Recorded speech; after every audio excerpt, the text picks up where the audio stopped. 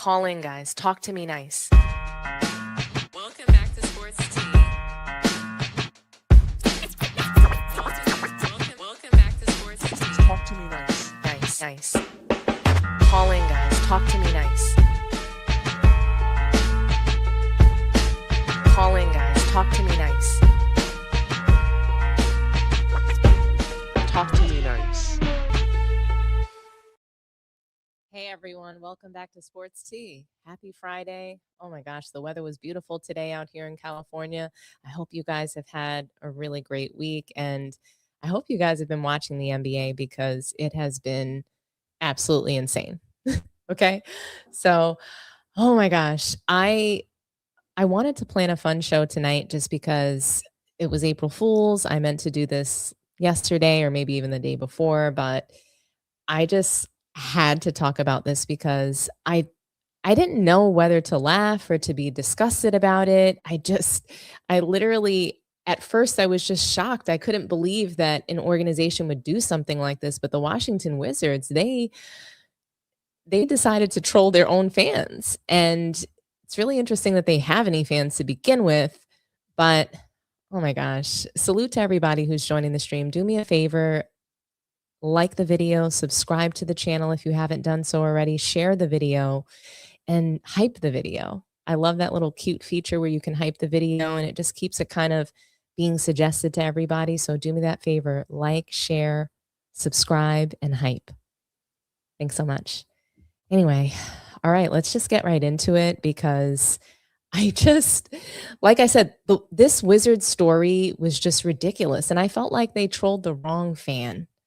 You know, when I watched it a couple of times and it was just so cringe. And the Wizards are they're one of the worst franchises in all of basketball history. That's what they are. The Wizards are a complete disgrace, I think, to the NBA. They have been. But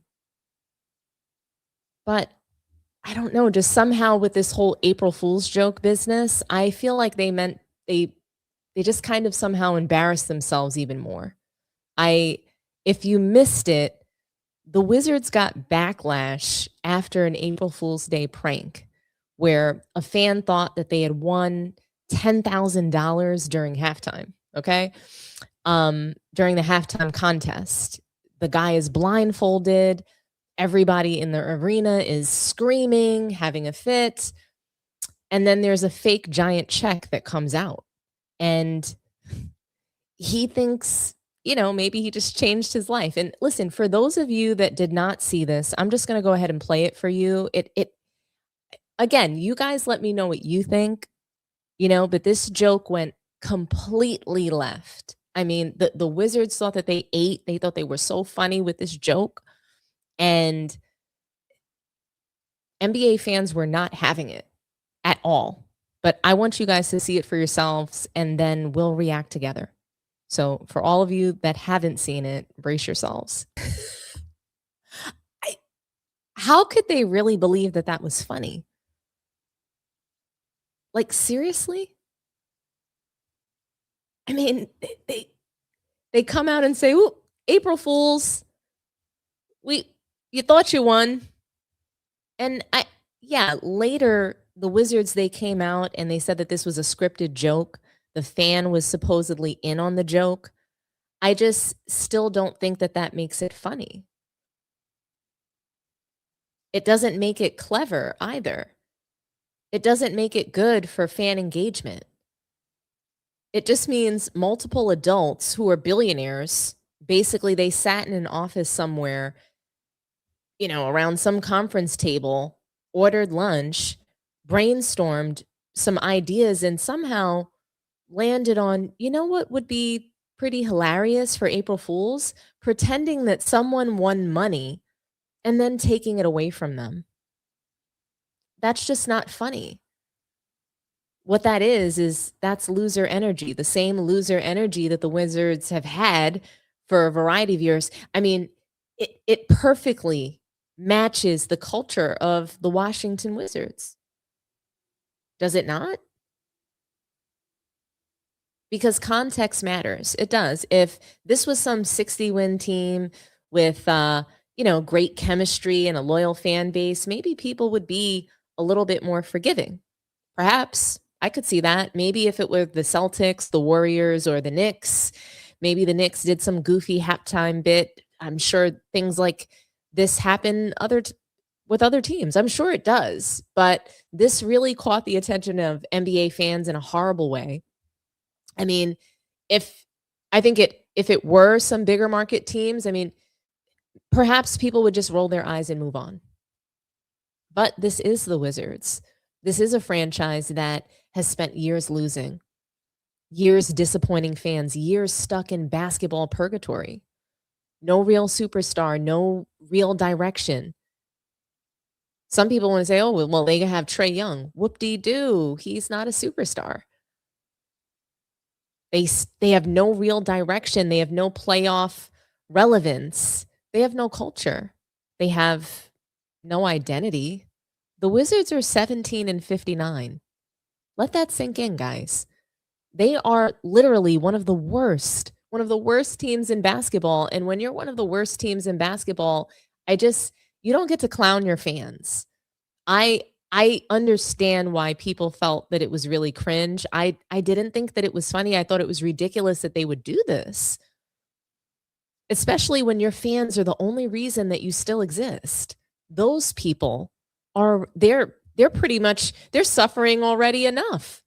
Don't you think if somebody's still buying Wizards tickets in April, that person should be treated like a war veteran. That person should be getting free parking. That person should be getting free food. That person should get to meet all the players. They probably also need some emotional support. 17-59. Because I got to tell you, surviving a Wizards season is already painful enough. And I think that's what made this even worse than the $10,000. It's just not a joke to normal people. That's where organizations lose touch. These teams are worth billions of dollars. Billions. Players are making what? 40, $50 million a year. Owners are flying private. Executives are sitting in these suites. To them, $10,000 might not feel like much. But to regular people, that's rent, that's a car payment, that's daycare, that's catching up on bills, that's helping your parents, right? That could be taking your kids on a vacation. That's real money. So when people saw that video, they weren't laughing, they were cringing. Because even if let's just say the fan was in on it, the visual looked cruel. It looked like somebody was getting publicly embarrassed in front of thousands of people over money. And that's why it backfired so badly, because it did not come across as harmless. It came across as mean. And honestly, it's the kind of thing that only a losing franchise like the Wizards would think is a good idea. Winning organizations know how to make fans feel appreciated. Winning organizations know how to create moments. Winning organizations, I think that they understand that the fans are the heartbeat of the franchise. Losing organizations think humiliation is entertainment. And that is the difference. The Wizards thought that they were being edgy. They thought they were being funny. But all they really did was remind everybody why people don't take them seriously. Because serious organizations, they don't troll the few people who still support them. That doesn't make much sense now, does it? Serious organizations, I believe that they build loyalty. The Wizards somehow, they've managed to turn fan appreciation night into fan humiliation night. And the craziest part is there was just such an easy fix to all of that. You let the prank happen. Let the prank happen. You let everyone think the fan lost the money. Then you come back and say, actually, yeah, here you go. We're going to give him the $10,000 anyway. We're going to cut him this full check, full $10,000 right now. And now everybody laughs. Now everybody claps. Now it becomes a feel good story. Now people are talking about how generous the Wizards are. Now the team gets positive press. They gave the guy a jersey and future tickets. Whoop-de-doo. Golly. Future Wizards tickets are just, they're not exactly a reward right now. It's just like somebody stealing your wallet and then giving you a coupon to Applebee's.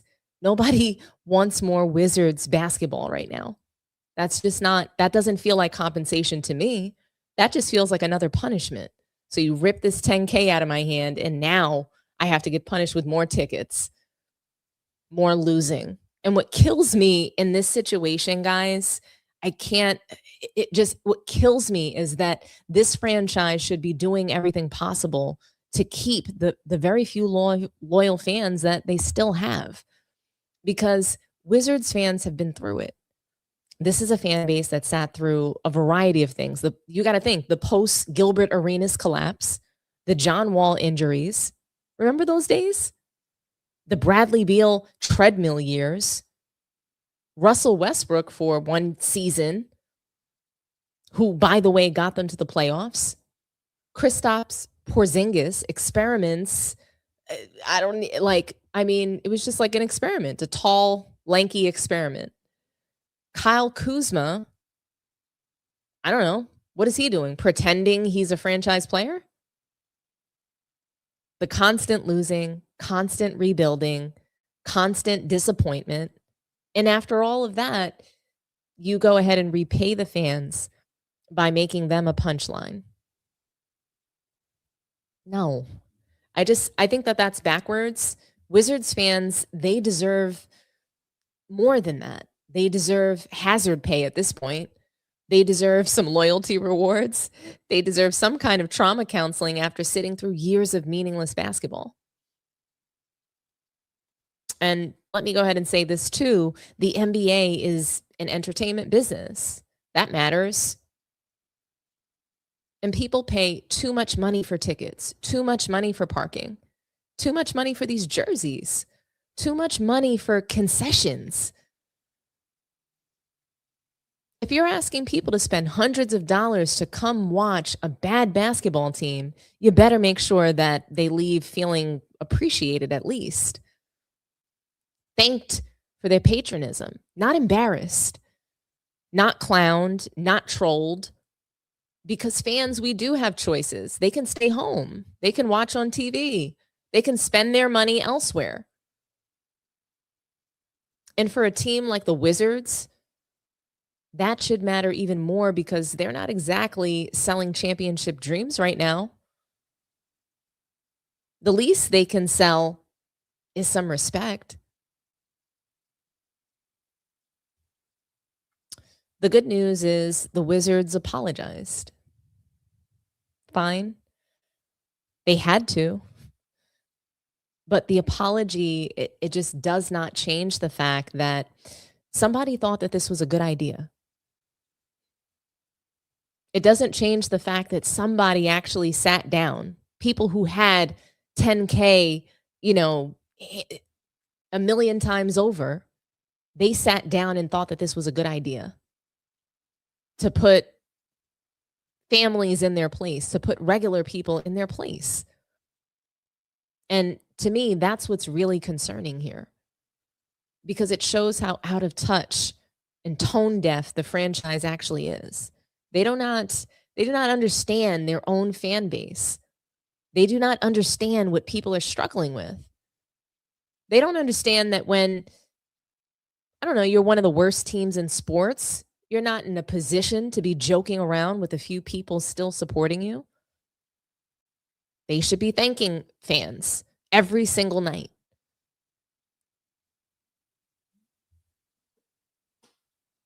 Every night, they should be thanking the fans. Because when you are a 17-59 team, the joke should never be on the fan. The joke is already the basketball that you're playing. What do you guys think? I want to read some comments. I want to shout you guys out. Banhead, what's good? Salute to you, Frankie from Guam. Let's laugh while being disgusted. I mean, seriously, it's like it was the most cringe thing, and it's like I can't help but kind of laugh that they did this, but I can't help but feel disgusted that rich people came up with this idea to bring to, you know, like their hardworking blue collar fans. The economy is in too bad a shape to be playing with people like that. I agree. It's just so cringe. It was nothing to them to treat a person like that. Hey, Cottage, salute to you. Funky Town, salute to you. Super messed up.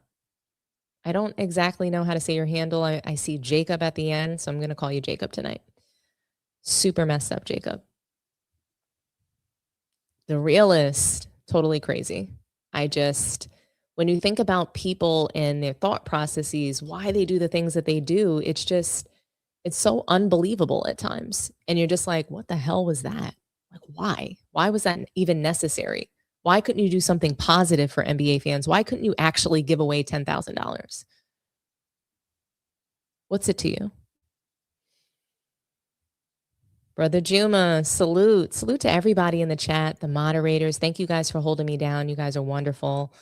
Don't forget, guys, like the video, subscribe to the channel if you haven't, share the video. Let's blow up the sports tea community. Help me with sharing the video online with your friends and family on social media, wherever you can. And don't forget, hype the video. That's a really cool feature too. And if you don't know when I'm going live, do me a favor and click the notification bell again, because sometimes YouTube is weird where it doesn't notify you and sometimes it does. So click the notification bell again so you get notified when I'm going live. Oh boy. The situation with the Wizards, I just think that it was some really bad press, guys. I think that it was just being in the news for all the wrong reasons. And it brings me to another topic where, we have a player in the news for, the wrong reasons, or, he was dismissed from his team potentially for the wrong reasons. And Jaden Ivey, he was waived by the Bulls. And very, I guess, surprising turn of events. I didn't see this coming for him. I know that he's been kind of not himself, not the same player, but I didn't think that this was going to be his future. Potentially waived without a job in the NBA so early on in his career. And he suffered injury. He had a broken fibula. He's faced some adversity in his career for sure. But I just didn't think that he would be waived by the Bulls. So I do want to take a moment and jump into the next topic. Sheesh. This one, it's a loaded topic. This Jaden Ivey situation, it's been going viral for days now.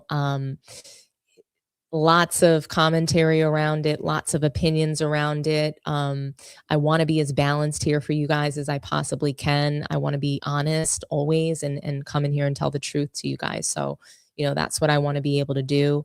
But Jaden Ivey, he gets waived for, what seemingly his LGBT comments and his rants online as of late. And he recently also called out Steph Curry in one of his latest rants. I want to play that for you guys. We're going to react. There's two different clips. The initial one that I think really kind of took fire and sort of jump started the Bulls' decision to waive him. And there's a big narrative going around essentially that Jaden Ivey was waived. There's a huge, I would say, media push surrounding the narrative that Jaden Ivey was waived from the Bulls for being a Christian. And I want to play this for you, and then we're going to react, and we're going to talk about some of just the very loaded narratives that are going around surrounding this particular story, and we're going to get into it. So I want to play the first clip for you, and then we'll chat through some of that, and then we'll get into the second one as well. So let's watch it together and we'll react together. That the world can proclaim LGBTQ, right? They proclaim Pride Month and the NBA. They proclaim it. They show it to the world. They say, come join us for Pride Month to celebrate unrighteousness. They proclaim it. They proclaim it on the billboards.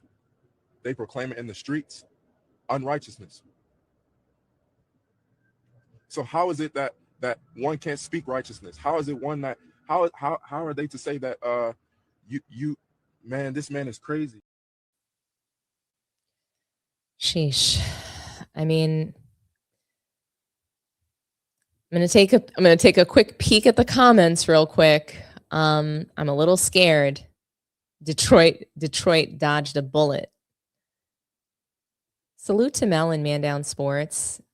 How's it going? Happy Friday. Oh, I wish I could have been on the panel. I wish I could have made it home earlier. You guys are having so much fun without me. But salute to Mel and the Man Down team over there. I really miss you guys. So anyway, let me say something that I think that a lot of people probably don't want to hear, or maybe they're not going to like. But if Jaden Ivey got waived, it would not be because he is Christian. Okay. And I think I want to be clear that distinction, it really does matter. It really does. Because there are way too many people online trying to turn every single workplace issue into religious persecution, when sometimes the issue is not what you believe. Sometimes the issue is how you bring these beliefs into environments, or maybe even how aggressively you're bringing these beliefs into environments where everybody else just does not share them. That's not anti-Christian. That's just reality. And I want to play the second rant for you guys again, because it's 4 minutes long, but I want us to listen to it. I want us to listen to it together. And this is going to be a tough conversation. I don't really like to have these sort of controversial topics on my show, just because these things divide people. And that is not what sports is meant to do. That's not what my channel is meant to do. So I really like to bring people together. And I'm not going to say that I'm never going to address something controversial, because we're going to hear some things. We're going to talk about some things. But, I want to make sure that the chat is, feeling good. I want you guys to feel good. And we're going to talk about this in a way that shouldn't be damaging to anybody. Okay. So I want to get that out of the way. So I'm going to play the second rant for you guys right now, and we're going to react together. They said my conduct is detrimental to the team, right? Why didn't they just say we don't agree with his stance on LGBTQ? Why didn't they say that? Well, how is it conduct detrimental to the team? What did I do to the team? What did I do to the players? I did nothing but practice with them, play with them, pass the ball to them, good teammate to them. Said good job, good shot. I said good job, good pass, way to play, bro. Right? I said these things to my teammates. It was never detrimental to them. So why is it that the NBA and the Chicago Bulls say that I'm detrimental to the team? How? Because I believe in the truth? Because I know Jesus is the way, the truth, and the life? How? How is my conduct detrimental to the team? Because of what I believe. Because of what the truth is. This is not about me. This is about the kingdom of God. This is about the truth of the Bible. Because I spoke what the truth is. Because I call these things out.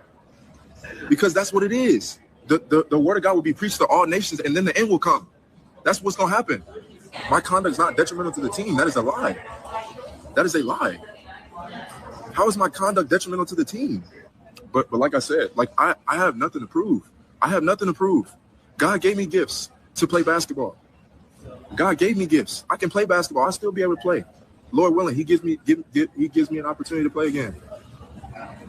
And that's fine. If he don't, that's fine. I'm gonna glorify him. But what I've done, like I have nothing to prove. The NBA was what it was. But you see, before I came to the Lord Jesus Christ, the NBA was everything to me. I didn't know God. I didn't know Jesus when I came to the NBA. I was a fornicator. I was a pornography addict. And I used to get drunk. That's all I knew. And after a win, I felt good. After all those points, I felt good. I felt good. I felt like I had everything set out for me. Right? But as soon as that shut down for me, as soon as I didn't start, that's when God was humbling me. And he said he sat me down for a reason. What good is it driving the store with a Ferrari you only get to drive that Ferrari for the time being. You're not gonna sit and drive a Ferrari for 10 hours. When has anyone driven a Ferrari for 10 hours? No one. But still, like what good is it gonna do for you on Judgment Day if you don't know the Lord Jesus Christ and you don't obey His commandments? It's not gonna do no good. It's not gonna do no good doing your will, trying to win championships, and you're not doing the will of God. That's where many stumble. That's where many don't know the real Jesus. That's why you got Steph Curry and he not even surrendered. And y'all believe he's a Christian. Y'all believe he's a Christian because he wrote Philippians 4:13. Y'all think he's a Christian. But he cursing just like the world. Friendship with the world is enmity with God. He's friendship with the world. He don't know Jesus. And I pray he comes to the truth. That him and his family will be saved in Jesus' name. Because all that stuff is not going to matter on Judgment Day. All them rings he got. All them rings LeBron got. All them rings Michael Jordan got. All them people in the Hall of Fame who don't know Jesus Christ. No. I'm all good. Thank you, bro. It's not going to matter on Judgment Day if you don't know Jesus. And your name's not written in the book of life. And they going to try to stop me. But I'm not. I'm going to keep speaking the truth. That's why everybody around me turning their back on me, right? Because of my faith in Him, in the Son of God. That's why I didn't get myself waived. I was in the gym today. I was rehabbing. I was lifting, doing what was required of me in my job, doing what was required of me, doing whatever they said to do, doing whatever was required of me. I could have quit on my own self, but they kicked me out. And I'm sure every NBA team gonna say the same thing. We don't want him. We don't want him. He's too religious. He's too religious for us.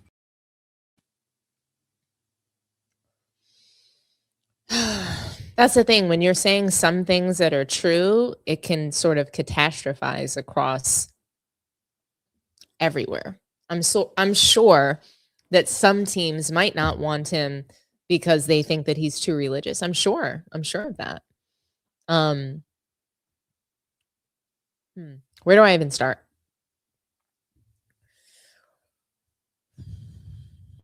This is just like, yikes. So let me be very clear before people start like throwing the tomatoes and, getting their panties in a bunch. Nobody should lose their job simply because they are Christian. Nobody. Nobody should lose their job because they're Muslim, Jewish, atheist, or anything else. Nobody should lose their job because of those things. And if an employee needs a legitimate religious accommodation, whether that's around vaccines, certain holidays, prayer, fasting, or anything else, employers should absolutely try to work with them. I mean, that's what I've seen in my career for the most part. Any respectable company, I mean, that's the respectful thing to do, right? That's what a healthy workplace is supposed to do. But there is a difference between having religious beliefs and turning the workplace into your own personal ministry. There is a difference between privately living your values and publicly forcing everybody else to deal with them all the time. And professional sports are workplaces. Newsflash, the NBA, professional NBA player, professional sports, that would indicate that it's a workplace. People forget that. Fans treat locker rooms like they're college dorms or podcasts, pretty much. But no, guys, these are billion-dollar businesses. These are high-pressured environments. These are organizations that have sponsorships, PR departments, league rules, player relations, brand concerns. You're not just an athlete. You are an employee. And when you're actually an employee and not in business for yourself, there are limits. If you constantly bring politics into work, that can be a problem. If you constantly bring religion into work, that can be a problem. If you constantly create uncomfortable situations for teammates, that can be also a problem, right? So if you keep putting the organizations in headlines it does not want to be in, that can be a problem. That's just not persecution. That is business. And honestly, it's just, that's not unique to Christianity. If someone was constantly pushing an ideology in the locker room, eventually people would get tired of it. Right? It's just like the coach that says the same thing over and over again. The team eventually gets tired of it. They say the whole, oh, we need a new voice in the locker room. People get tired of the same thing being regurgitated. Imagine a teammate who will not stop talking politics. Imagine that. Imagine a teammate who will not stop talking conspiracy theories. Imagine a teammate who keeps making every meeting about their personal beliefs. Eventually, the locker room gets exhausted because sports, I mean, it's supposed to be about basketball, not sermons, not debates, not culture war podcasts.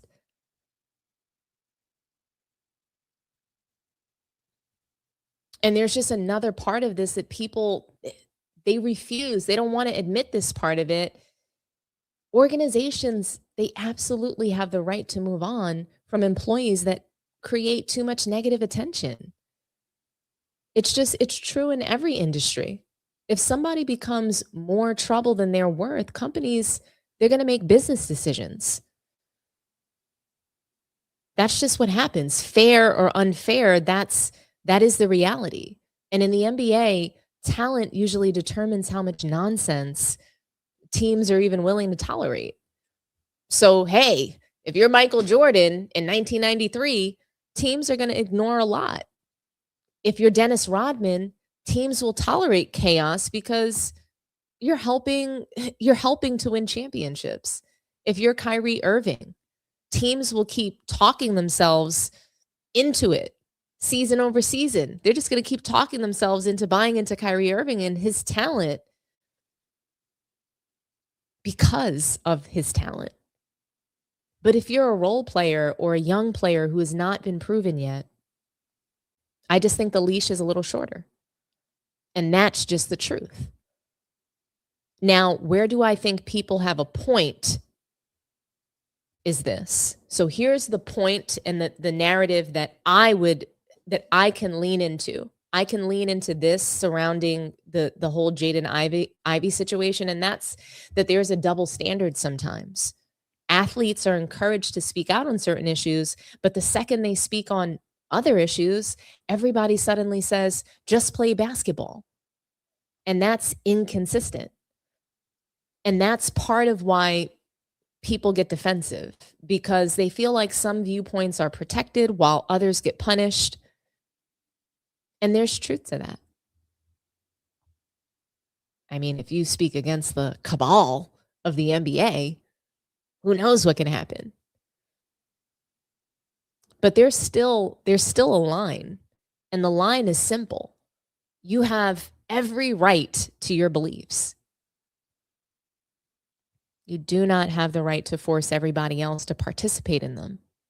That's where people go wrong. You do not have the right to create a toxic work environment. That's what happens oftentimes when you're force feeding your own personal beliefs into the workplace. You do not have the right to become a distraction every single week. And you definitely don't have the right to expect an organization to absorb endless bad press if it starts hurting the brand. That is exactly what people miss. A team is not just judging you. They're not just judging you on your points, on your rebounds and your assists. They're judging you on whether you're worth the headache. That is why some players get cut. That's why some players never get signed.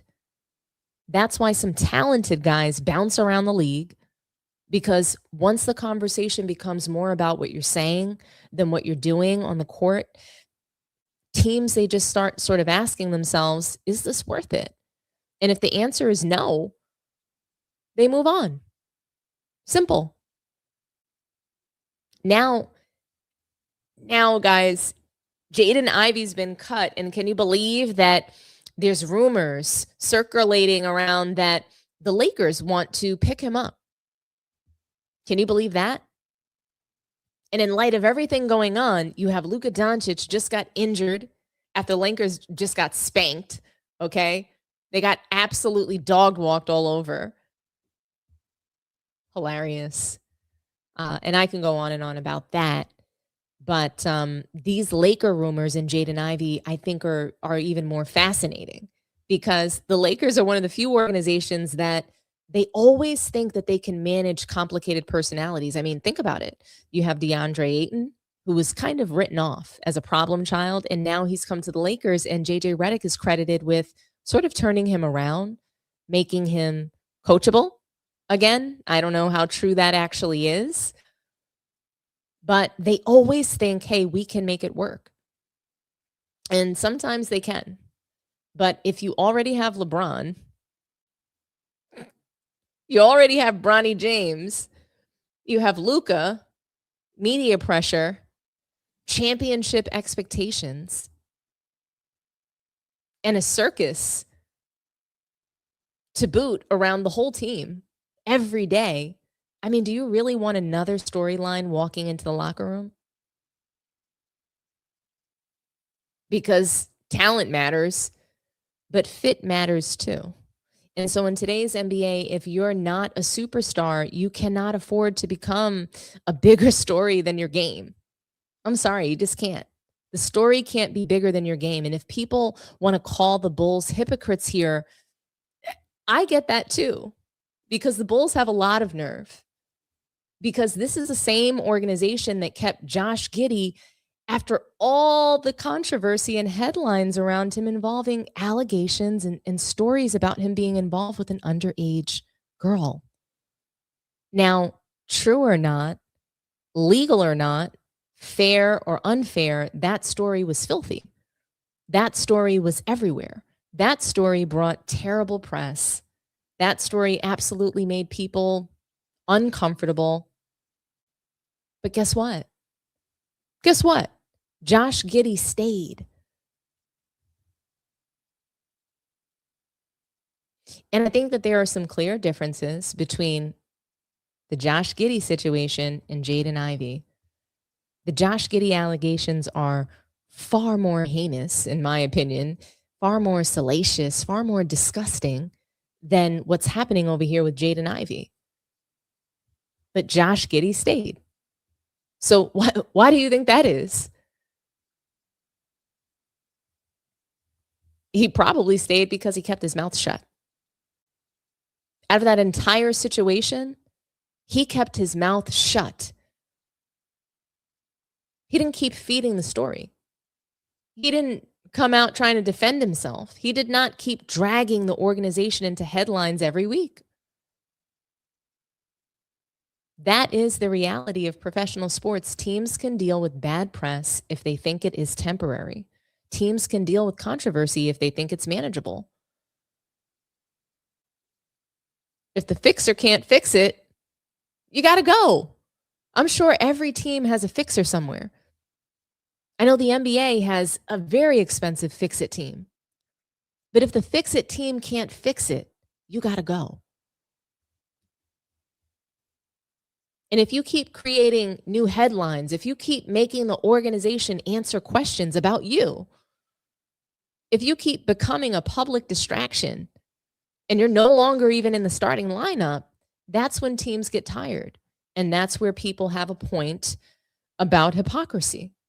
Because if the Bulls are willing to stand by a player with a controversy as ugly and as disgusting as the Josh Giddey situation, then it is hard for them to suddenly act morally outraged over another player creating a different kind of controversy and bad press.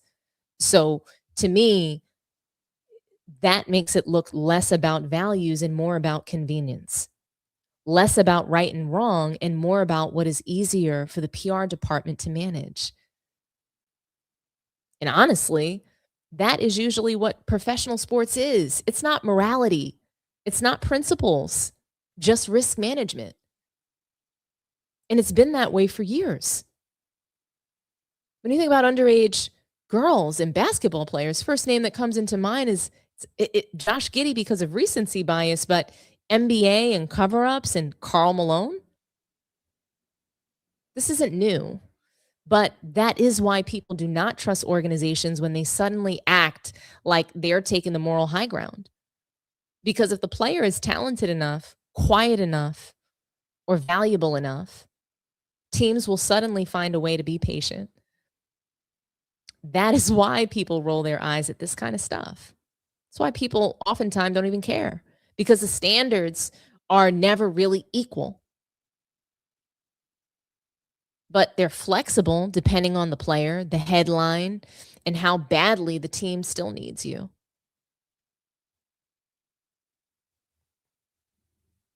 Because, guys, nobody should get fired.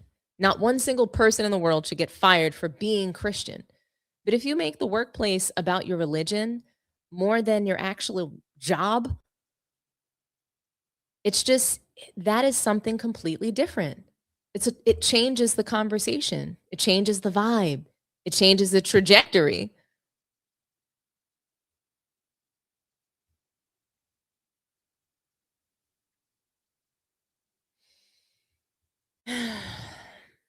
And so when we think about the Lakers, okay, and and the Bulls being hypocrites, it's laughable to me. The Lakers think they can fix every complicated player in basketball. And guys, the Lakers they're officially entering into dangerous territory, okay? The thing is just, this whole organization is just kind of starting to wobble. If Luka Doncic's hamstring is serious, if Luka's hamstring is a serious injury, which it clearly is, he's out indefinitely. They're announcing he's out for the season. They're campaigning and crying for him to be able to have an exception so he can be considered for awards. This situation, it could go from championship dreams to first round funeral. That's what we just saw. Luka was on this MVP campaign. They had a nice stretch of winning games. They were being called dangerous, being called a contender, even though they're pretenders. They couldn't beat any team that had a semblance of athleticism. They couldn't beat teams that were athletic, that literally played with the end of their bench. In OKC, I mean, they wiped that smile off everybody's face on the Lakers. They exposed them for being the jokes that I've always known that they are. And it's just their success in recent weeks have just been fake news, okay? And literally, they went from having dreams of a championship to they're quickly headed towards a first round funeral. Quickly. And I know that people are going to point to the Lakers' recent run and say, oh, Dominique, they were rolling. Sure. They were 9-1 in their last 10 games before Oklahoma City. People think that Oklahoma City humbled them. For me, they were humbled by the Detroit Pistons. They had no stars playing, and they spanked the Lakers. And they shot the ball so poorly. But because they played with athleticism, pace, Lakers can't keep up. Luka is out of shape, to say the least.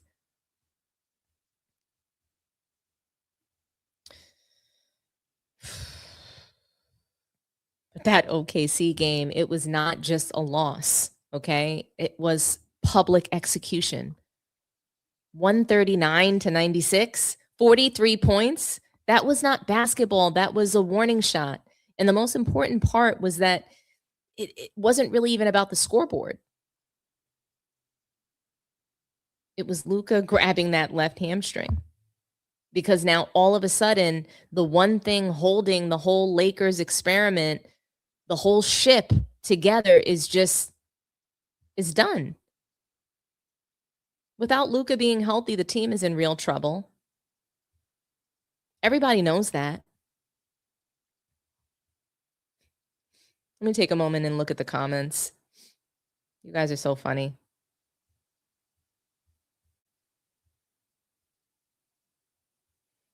I want to know what you guys think about those Jaden Ivey comments before I continue on about his poor fit with the Lakers. I can't believe they're even considering, like, they just have to be in every headline. It's just absolutely ridiculous. Never seen anything like it. You know, a team that just must be in the news, in the headlines, just dominating. You don't understand the ridiculousness of it. Why do you need to trade? Why do you need to pick up Jaden Ivey? Why do you need to be part of this? Unless they just believe that what's happening to him is just so wrong. That they could feel that way. What do you guys have to say? Coach Mark Jackson was doing too much in the name of Jesus as well. I mean, I wasn't there. I don't know. Those were the reports. I think that those reports were embellished. I think that those reports were perhaps just exaggerated so that they could fire Mark Jackson and take the work and everything that he built with the Warriors and give it to Steve Kerr to mismanage and to take credit for. So, I mean, something is just very nefarious about the Mark Jackson situation. I mean, he was a commentator as well. Like, they just fired him from everything. They blackballed him, and I don't see how he deserved that at all. I just don't. If the Lakers sign Jaden Ivey when Bronny and Dalton connect on the bench, I'm done. I'm weak. Lakers are cooked without Luka. Yeah, pretty much. I mean, I think that LeBron James is seeing this as an easy path to stat padding, getting control back of the team again. What I also found to be interesting is right after this game, LeBron referred to Luka as an MVP candidate because he knows that there's no way that he can win it now. And I thought that was really interesting and just really sneaky and devious of him. I really do. And I won't spend too much time on that and LeBron because I really don't care. But critics, they've been saying all year that Luka struggles with pace of younger, more athletic teams. And Oklahoma City exposed that because before he got hurt, Luka had 12 points, 3 of 10 shooting. He looked tired. He looked heavy-legged. He looked overwhelmed by the speed.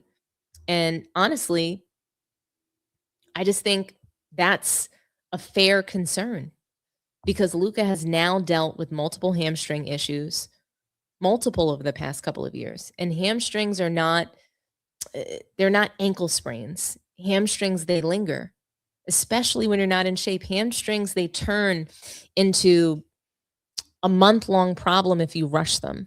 And with only a handful of games left, there's not enough time to get Luka back into peak condition. That's why they're saying he's out indefinitely for the rest of the season. That's the problem. And people are acting like the Lakers are in this safe place in the standings. They're not. Their grip on the top three is paper thin. It's totally fake news that they're even a third seed. I'll be honest with you. They're basically one bad week away from sliding down the standings. And guys, look at the schedule. It doesn't get any easier for them. They still have OKC again on the 7th. They still have Golden State, who's fighting to survive. They still have Phoenix, who's trying to save their season. If Luka misses time and they slip from the 3 seed to the 4 or the 5th seed, suddenly you're talking about a brutal, brutal playoff path. Maybe they get OKC, maybe they get Minnesota, maybe Denver. And after watching OKC run them off the floor by 43 points, does anybody really trust the Lakers in that matchup right now? I do not. Because OKC exposed the Lakers' biggest weaknesses. Excuse me. And like I said, speed. It's the biggest weakness. The Lakers, they want to play slow. They want to walk the ball up. They want Luka to control the pace like a quarterback. They want LeBron to pick up his spots. They want, they want Austin Reeves to play in the half court.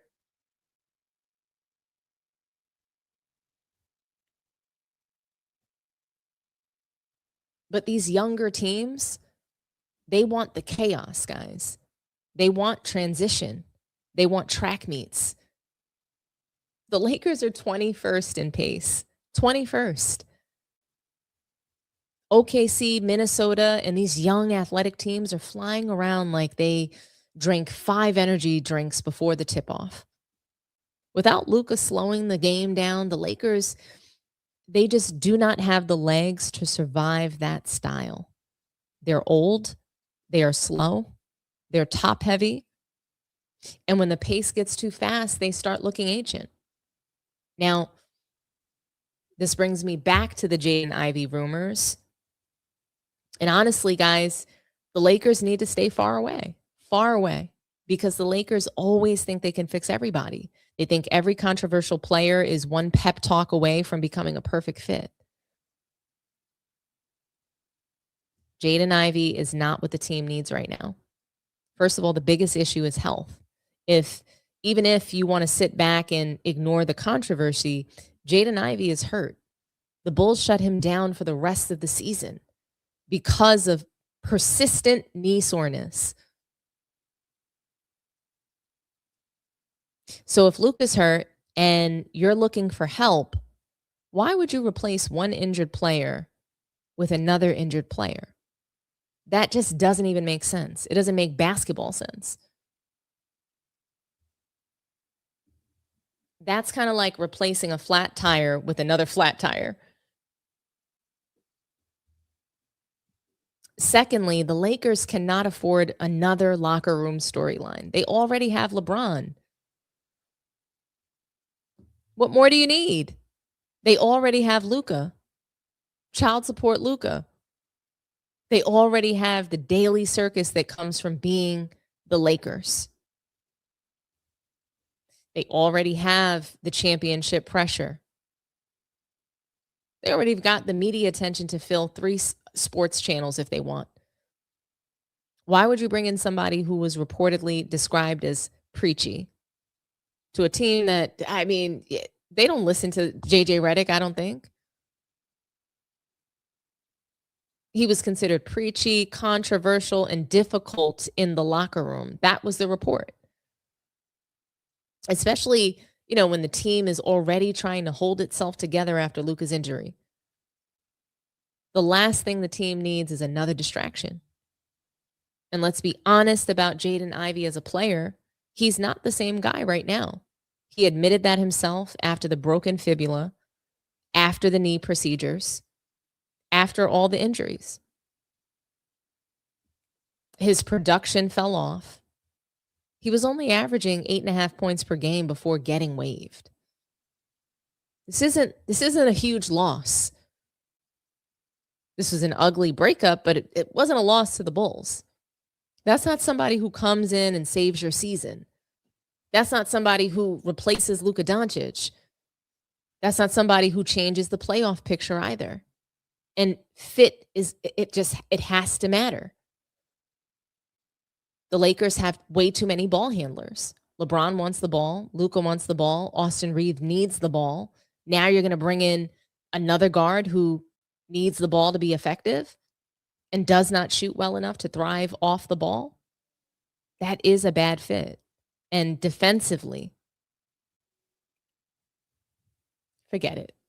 The Lakers are already getting torched in transition. Jaden Ivey has never been a strong defender. His advanced metrics are pretty poor. So instead of solving the Lakers' biggest weaknesses, he's making it worse. And no disrespect to Jaden Ivey as a player, but he's not like some sort of Luka Doncic insurance. He cannot control tempo. He cannot slow the game down for the Lakers. He cannot make the reads that Luka's going to make. Luka gives you 33 points and 8 assists. Ivy was giving Chicago less than 2 assists a game. That's not even remotely the same thing. So if Luka's out, the Lakers are better off leaning into harder, like leaning into who do they want to lean more into? Bronny James. Yeah, let them lean more into Bronny James. Let them play him some more minutes. Remember this next man up nonsense? Let Bronny be the next man up. Let Austin Reeves step up. Bronny's been playing better in the G League. Let him step up.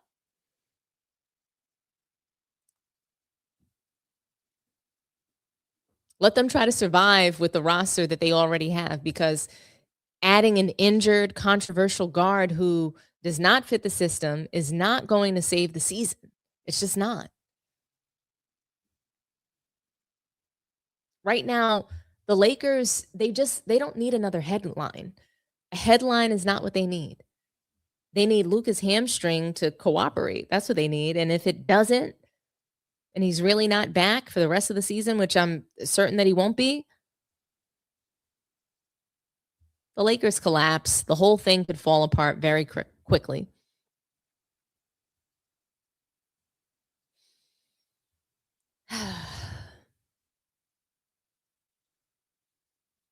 Let's see. Do you guys have any other comments on that? I think I'm actually going to open the phone lines. If anybody wants to call in, we'll take a call or two on this topic. I want you guys to be able to speak your mind on this. Let me know what you think. Call in. Talk to me nice.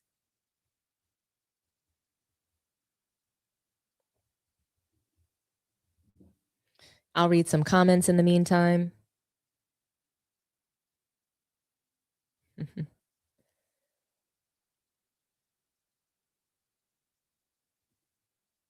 A guy who objects to Pride Month is not likely to fit in LA.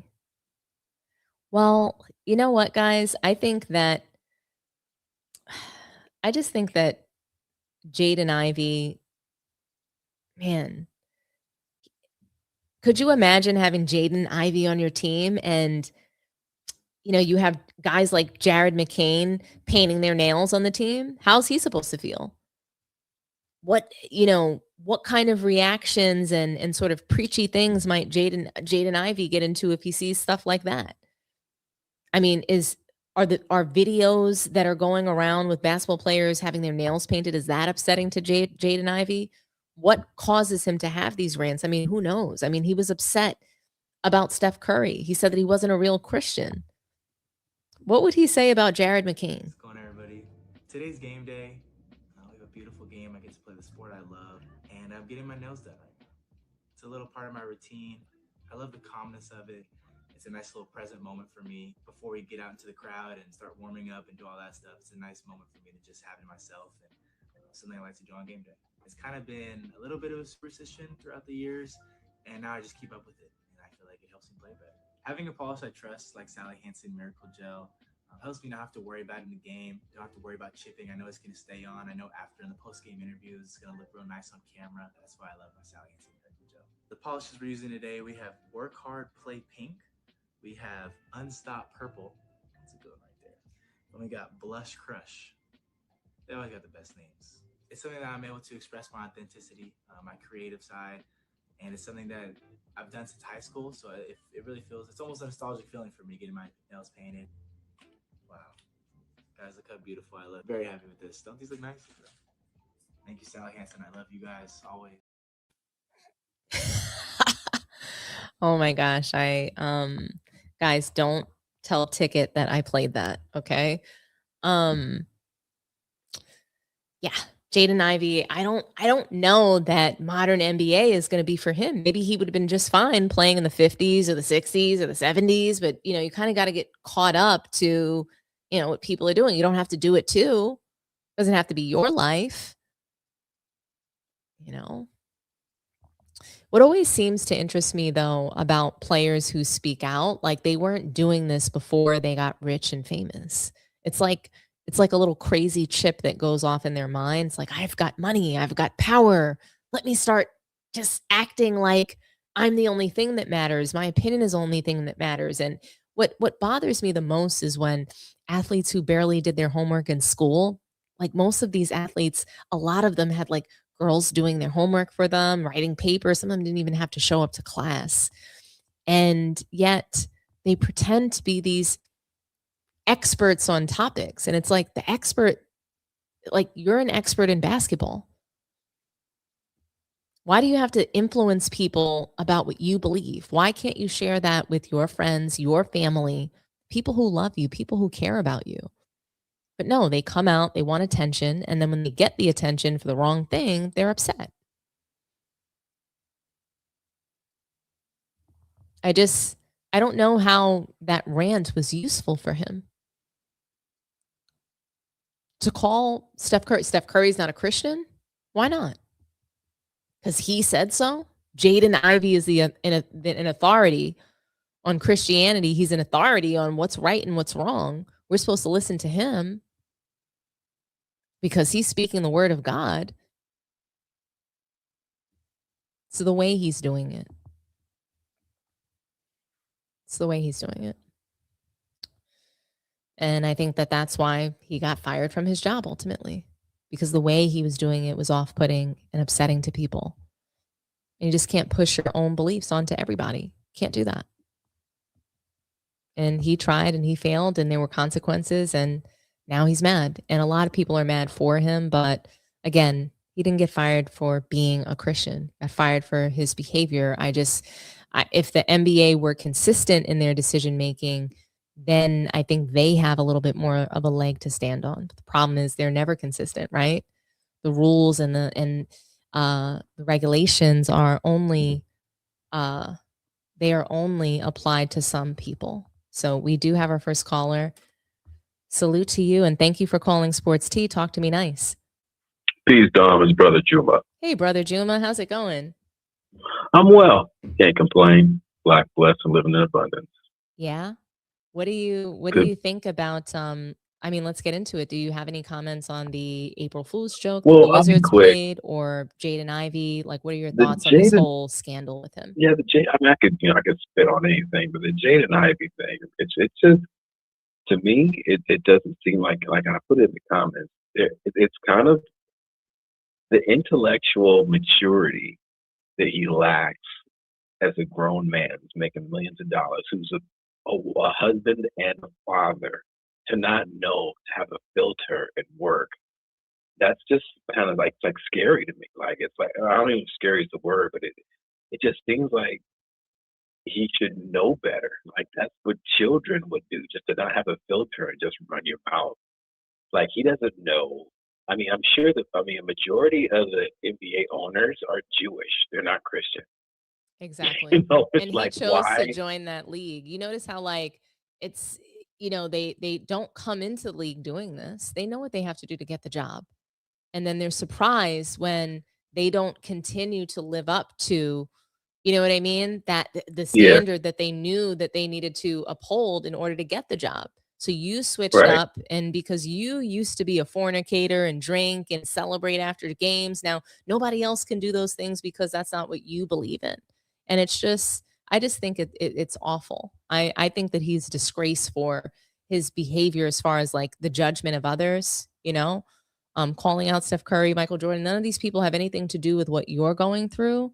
And I hate when people do that. I hate when they Right. deflect from themselves and they're pointing the finger outward because they got caught up in something. He's clearly unhinged. He clearly is Yeah, having some yeah, mental health issues. And when you're making millions of dollars like this, it's easy, I think, for these players to become unhinged. It's easy for them to, just get into a variety of things that are unhealthy, mentally, physically, all kinds of things. So yeah, I hope and he's all belief. okay. Yeah. Yeah, and everyone does. Like, it doesn't matter if you're a Muslim, you're a Christian, when you're down, like you're downtrodden on life, and you get this inspiration, and I understand, like you want to tell the world, he's affirming to everyone that this is my belief. Like you said, he was going through something, and then he's had this awakening, and now he wants the world to know, and he wants to prove his beliefs. But it just, like you said, it's unhinged. Like as an adult, like there's certain things you don't say. You have a filter. My dad used to say, you think 3 to 5 times before you speak. And it's like, why aren't you thinking before you're speaking? And also, where's his circle of family and friends? Like his wife, his father, his mother, his brothers, his homies. Who he's the cash grab. Like, no, man, shut up so he can keep his money coming into the family. Like, what are you doing? Like, why isn't some people around him? I don't want to always come back to saying, it's about.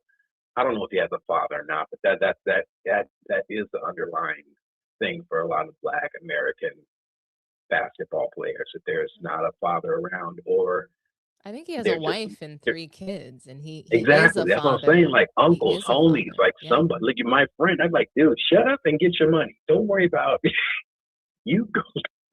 I put in the comments, like, the minister is backslapping him for messing up his tithes Did for you the notice church. that it was so important for him to notate that, like, what good is a Ferrari? What good is a Ferrari? Like, it's just shut up.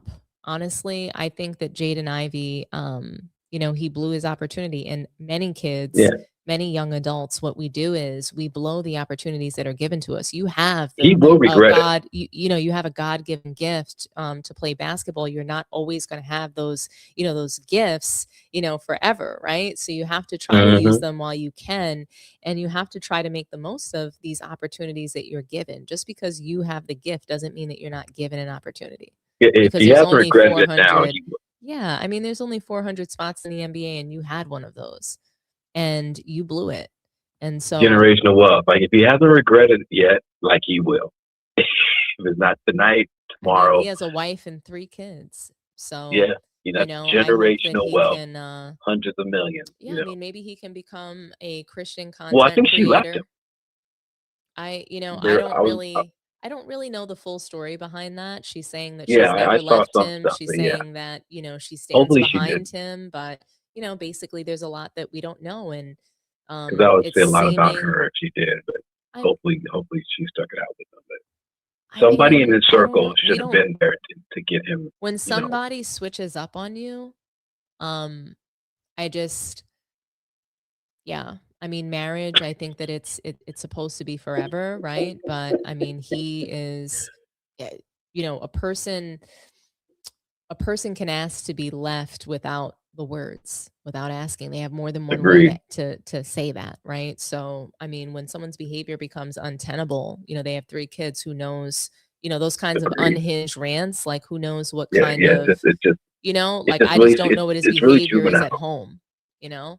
Yeah, that's what you do. You keep it to yourself. You go home. You get in your car and you rant and rave, and you complain to your family. And you can be a Christian, a Muslim, a communist, a racist, whatever, at home. At home, but at work, it's you know tranquility. I don't know, but you don't do that at work.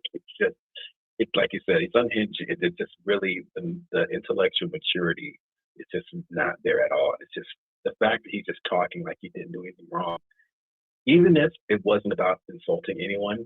You have now there's obviously a lot of fans who aren't Christian, who are LGBTQ or whatever, and now you've affected their money based, their participation based on how the team reacts to his brand. And like you said, if he was a baller, like he was out like a Jordan or just a marquee player, of course they would do something. They'd say nothing or they do something It's to true. give him some type of you know leash or whatever, like like a brace. But he's not that. And he should even that like not to have the type of about himself, like not to know well, I'm not leading the team and scoring. We're not going. I'm not carrying the team to the playoffs. Maybe I should just stay in my lane and just play and get better. And it's just really weird. I couldn't agree with you more. I think, yeah. It's just unfortunate the story like this comes out, player gets waived. I wish that we were talking about a player like Cam Thomas that got waived. That story came and went, Mm, and he to me was more of an offensive threat. Now he wasn't, nursing like he's not going through what Jaden Ivey is going through, and he also doesn't have a job. He doesn't have a job while yet Bronny James has a job in the league. right. So, there's just a lot of like just really inconsistent decisions throughout the league, and it's just unfortunate, it really Yeah. is. Just the intellectual maturity is like I really like nail it. Outside of not knowing if he's just a little mentally just disheveled. I don't know how to say it by being politically correct, but if he is a strong mind state, he's obviously just aloof. It's just weird. It's weird. Yeah. But I will take up your time, Dom. I know you probably have more callers and stuff, and I just do want to say I did put in the comments. I really do appreciate and team sports T appreciate you not just jumping on that low fruit, even though I do love AOH and you know uh, of course Ticket and the Rob and the sports T, and they because I can't stand how LeBron is in the NBA or acting and what's going on, but the fact that you can not just focus on him and just talk about the NBA, I really do appreciate that. You know what I mean? Because There's as just much as I so love many good storylines, Bash, and yeah, my yeah, channel might take a hit, but there's just so many good no, storylines. There's a lot of viral stories that have nothing to do with LeBron. There's a lot of things that we can come in here and cook on that are exciting. There's a lot of young, fresh talent. I'm really tired of, quite frankly, I'm tired of LeBron. I'm tired of Steph Curry. I'm tired of Kevin Durant. I want to move away from these ancient hmm players they're blocking the shine of new guys. So people, they'll come in here and they'll say, oh, we hate LeBron James. I mean, maybe we do. not the thing. Yeah, it was Maybe we do, but you know what? I do want to shine a light on the other stories that we have to talk about, because it just gets so it gets to be the same. You know what I mean? So yeah. I didn't come back to YouTube to only talk about LeBron, and it's fun. I think it's fun sometimes coming in here clowning him and stuff like that, but there's just so many other stories. There's so much content out there, and I mean, Yeah, he got the circus, and he's always doing something crazy, and he deserves yeah. all the smoke. Yeah, and Especially for he they're definitely punching all the does. lies He and the BS. deserves it. We have to come Yeah, in here and talk about his lies. We do. I right. I do have to come in here and debunk his lies. I never talked about him lying about saying that it's harder to play 82 games, now than it was back then. I never hmm talked about that. So, I have some Right, catching up to do. And I'll figure out when the right time is to address some of those things. But right. And we have because to uplift those other players. If they we never always talk come about back. the other players, then they're never going to get their props. So, And we're never going you to know, be able to move on, right? And we're exactly. we're Just we if we we say ignore that we him, love, like, if we love basketball, then we have to talk about other things, because LeBron James exactly. doesn't make me feel like I love basketball. So I need to talk about the guys that are really doing well, that are bringing it back, that are trying to drive a culture around working hard, around showing up to every game, around playing defense. These things I'm are glad are to hear things it. I enjoy, and I Yeah, can't stand. Team Sports Team, we appreciate you, Dom. Thank you, Keep doing what you're brother. doing, sister. Thank you so much. All right, and a shout out to all the mods and and everyone in there. Make sure you guys hit that like, share, subscribe, and send it to the homies. Make sure everybody gets in on on sports issues back in the game. Thanks so much. Talk to you soon, brother Juma. All right, peace. Bye bye. I love our phone calls. I do want to take a moment and shout out I Am Queen of Beats. Thank you so much for joining and becoming a member again. Queen of Beats made the intro. So welcome back to Sports Tea. Dun, dun, dun.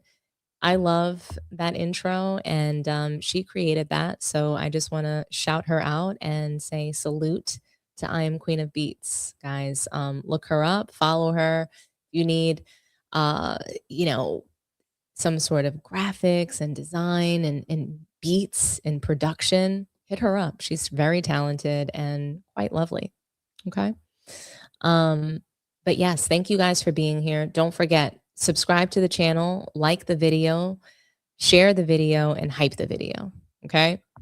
But yeah, I think this is a good time to move on to the next topic. I think that while everybody was out here just kind of losing their minds and screaming about Jade and Ivy and just these kind of different viral stories. I mean, there's some real basketball going on right now and some really great talented players on display, and quite frankly, like we need to have a serious conversation about the MVP race, because they're losing their minds. Okay, everywhere you look, someone's screaming that SGA has already won it. That's what's happening. Somebody is just like screaming that SGA's won it, or Wemby's the one. One day it's SGA, the next day Victor Wembanyama, he blocks 6 shots, scores 40, and suddenly people are acting like the trophy should be delivered to San Antonio immediately. And it's one of those rare MVP races where there are actually 2 right answers. In this case, there's 2 right answers, guys. If you want to tell me that Shea is still the MVP, I completely understand that. If you want to tell me that Wemby has overtaken him, I understand that too. So Gilbert Arenas had a really interesting discussion on Gil's Arena with the whole crew there. And here's what they had to say. I want to play some of this discussion for you guys, and we'll react together, and I'll pull up some comments, and you guys just keep dropping me a line and letting me know what you think in the meantime. But we're going to listen together and we'll react together. So, been a lot of discussion about Wemby getting the Wim VP, if you will. According to Underdog's prediction markets, though, Wemby still only has a 23% chance of winning MVP. How many? 23%. So, Gil, what are your thoughts? Whoa. No, that's Right there. This is you got to let this man shine. let him shine, baby. You said he's number 1 On the NBA MVP ladder, as released by the league every Friday. every Friday. Not actual voters, but coming from the National Basketball Association, where Wemby made his case to Mhm. be MVP. You know how to Shai, what are your thoughts on Wemby moving excited. to the top of the MVP ladder? You gotta get the league excited. Get some drama.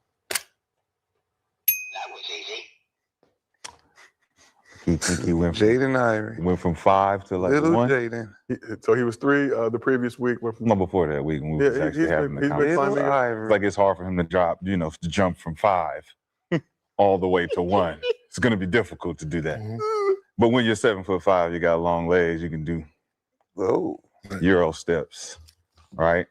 I mean, it's pure entertainment, man. If you're watching the game of basketball and you love the game of basketball and you see this kid play, and you see the difference he makes on both sides of the floor. He's not a traditional big man.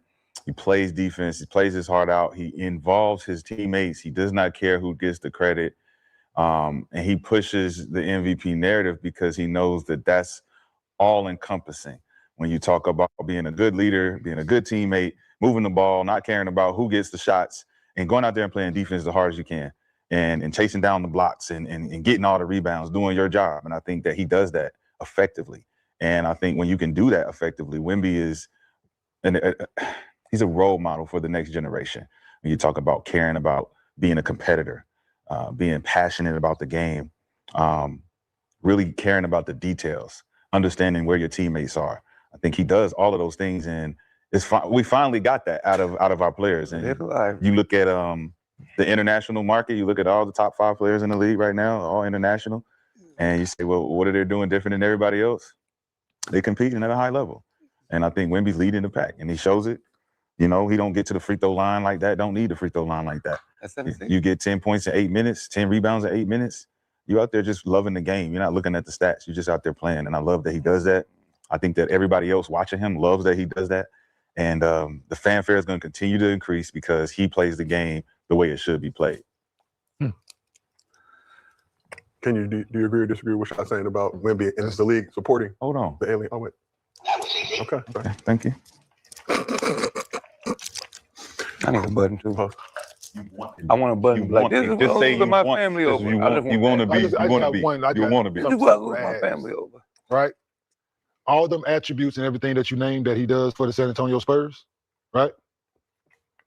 If you just change the name on that, ain't that the other guys? Shea, Nicola, Joker. Cade, Jaylen Brown, Luka. Thank you, King. Mentioning Los I Angeles. think if you just change the name, Or you can say- minus Luka with the defense, okay, cool. He don't play defense, but I don't think that goes into the MVP conversation. Much better offensive player. Everything that you named that he said, he gets his teammates involved. He don't care about the credit. Moves the ball around. I think the guy leads the league in assists. He rebounds the ball. Another guy leads the league in rebounding. The other guy averages more points. I don't know. Defensive guy don't know? Come on, defense. It don't matter in MVP conversation. It does matter. No, it does not. It does now. No, it does not. It does now. Why, because you say so? No, because they say so. No, he ain't gonna win Stephen A. it. Smith came He's up not and gonna said win it. all these guys have said He's it. not gonna win Is it. that being a But it good matters. leader? He's All not that going good to leader win talks it. about is the MVP, being the MVP. He's not gonna win it. Like letting everybody know that Mhm. I should be the MVP. Yep. Like, is that What's wrong with wanting to be the best though, Swaggy? But But it looked like you just searching. That's the It's only like, thing you want. Look at me. Yeah. Like as a Look at teammate, I want my me. teammate to win it, Mhm. but you don't have to petition for it every day. Like it shows. and you ain't gotta like it. I don't. And obviously, I don't. you obviously voicing that right now. I know. That's what he's saying. I don't give a fuck what you like. But You're gonna listen. the other guy ain't said nothing. I don't give a fuck about him either. You gonna listen what I gotta say. Why you have to feel the need to do Put that? your earphones on. And they are on. I hope so. Cut the music on. Yeah.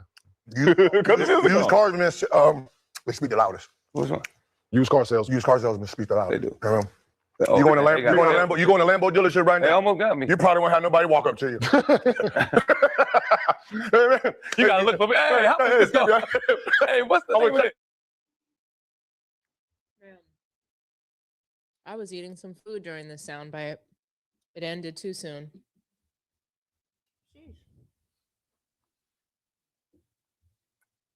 Do you guys like ceviche? So good. Anyway, back to the MVP race. I thought that it was an interesting discussion that they were having. McCants constantly he's basically like always battling for the farm player. That's like his role. No matter what they do, he's just like on whatever the opposite side of the rest of the guys are. Which, you know, I'm fine with that. But when we're talking about MVP, I think the real question here is it becomes about what do you guys value? Do you value do you value 6 straight months of elite, efficient, winning basketball from the best player on the best team? You value that? Do you value the most terrifying two-way force in the league since Shaq and Hakeem Olajuwon had a science experiment together? Because it's kind of what this debate has become. And I want to be very balanced because, I mean, I really feel like there's 2 right answers. There's a case for Shai Gilgeous-Alexander. 6 months of perfection. Let's start with Shai because I think people are starting to disrespect what he's done this year simply because Wemby has become such a spectacle. Shai is averaging 31.6 points per game. Actually, I think isn't it 34? I could be wrong. Anyway, Somebody feel free to shout out the right number. But it's not just the scoring. It's how he's scoring. He's shooting 55.1% from the field as a guard. Do you guys understand how ridiculous that is? It's efficiency. That's prime Kevin Durant efficiency. That's Giannis efficiency. Except Shea is doing it while creating off the dribble, living in the mid-range, attacking the rim. And he's operating as the primary ball handler every single possession. Every single one. His true shooting percentage is like 67%. For context here, Wemby is at about 62%. Still great, right? Those are still great things. Still elite. But Shea is operating on just a totally different planet offensively. And unlike a lot of stars, Shea is just not, he's not out there just hunting shots only. He's not putting up empty calories. He's averaging almost 7 assists per game. And he's only averaging a little over 2 turnovers per game. That's really good. That actually, it's pretty absurd. That means that you're getting superstar usage with almost no mistakes. He's basically a basketball surgeon. Every possession feels calculated. Every move feels very patient. He gets to his spots. He gets defenders leaning. He lives in the paint. And somehow, despite being a guard, he still shoots over 55% from the field. That's why the Jordan comparisons and the Kobe comparisons keep coming up, because Shea has now had, I think, 143 consecutive games scoring at least 20 points. That's not just some sort of a hot streak. That's not just some randomness. It's not a random stretch, guys. It's a standard of excellence. That's a man showing up every night, giving you the same production over and over and over again. The winning argument, I would say, the most winningest argument in Shea's favor, what do you guys think that is? What do you guys think is his best argument? And I just kind of said it. Let me see. What are you guys saying in here? Did anybody say it yet? Okay. Well, the biggest thing that's in SGA's favor is winning.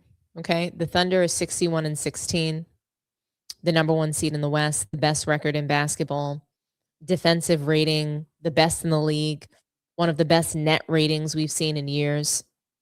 Historically, this is what MVP looks like. Best player. That's what it looks like. Looks like SGA. That's what the best player looks like. The best team, the best numbers. So why are people trying to change the rules because Wemby is a 7'4" alien and blocks shots into the crowd? The MVP almost always goes to the best player on one of the top teams in basketball. That is part of the award. And Shea has been carrying that burden all year. He's had the pressure. He's had the scouting report. He's had everybody gearing their entire defense around stopping him. And it hasn't mattered. No slumps, no major injuries, no drama.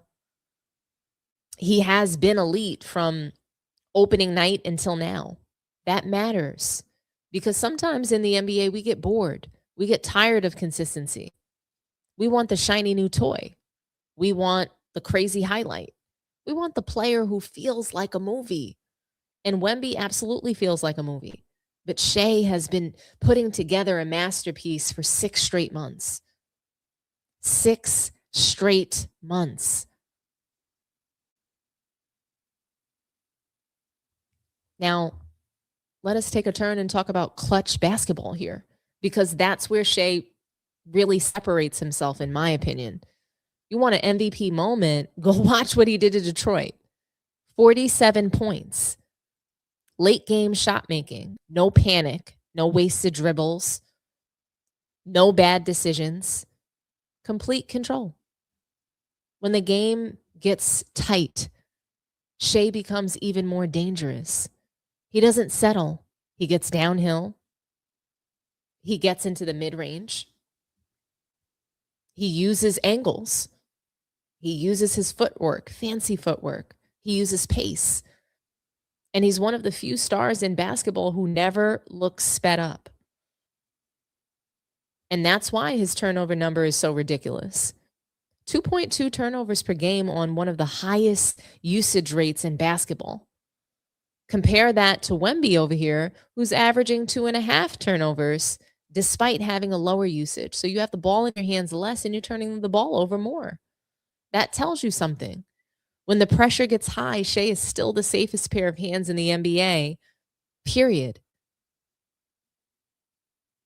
He's the best closer in the league right now. And if you are the best closer on the best team with 31 points a night, it's usually enough to win MVP. Now, there are people like going hard for Wemby, hard. And I think that there's an argument for him too. That's why I'm saying there's two answers, guys. But here's where things get scary though, because Wemby is not just putting together an MVP season. He's putting together one of the weirdest, most overwhelming seasons we've ever seen. The begging, the campaigning, but also backing it up with the play on the floor. The media comes out and says he's not this offensive player. He comes out and drops 40 points. Wemby's averaging roughly 24 points, 11 rebounds over 3 blocks a game. I think somewhere around 4 assists. Those are video game numbers. They are. But honestly, they don't even explain how dominant he's been. Because with Wemby, the stats, they just don't, I don't think they fully capture the fear of other players. Players literally change their mind when they see him. You watch games against San Antonio and guards will get into the lane. They'll see Wemby standing there and just turn around. They don't even want to challenge him.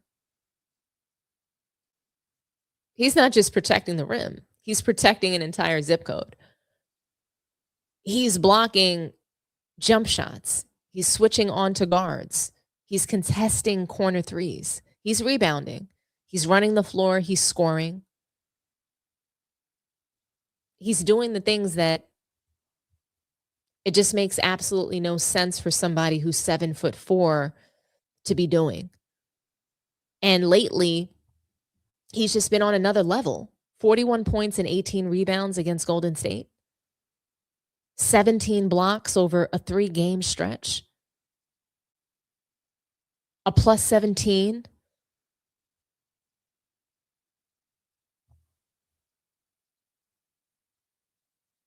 That means when he sits, the Spurs look ordinary. When he plays, they look like a title contender. That's what that means. That's real value. That's MVP value.